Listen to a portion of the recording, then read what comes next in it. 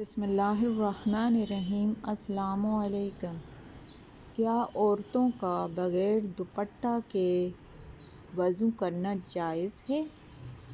یعنی کہ جب عورتیں وضو کر رہی ہوتی ہیں، اگر ان کے سر پہ دوپٹہ نہ ہو تو کیا وضو ہو جاتا ہے؟ ہاتھ، منہ اور پاؤں کے علاوہ عورت کا تمام بدن، جس میں سر کے بال بھی شامل ہیں، ان کا چھپانا فرض ہے۔ وضو کرتے ہوئے اگر عورت کو دیگر لوگ دیکھ رہے ہوں، یعنی کہ غیر محرم، تو اس صورت میں سر پر دوپٹہ اوڑھ کر ہی وضو کرنا ضروری ہے۔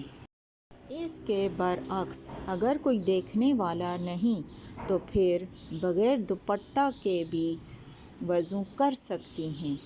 یہ ایسے ہی ہوگا جیسے غسل کرتے ہوئے بالعموم انسان برہنہ ہوتا ہے، مگر اس کا وضو ہو جاتا ہے اور اس سے نماز ادا کرنا صحیح ہے۔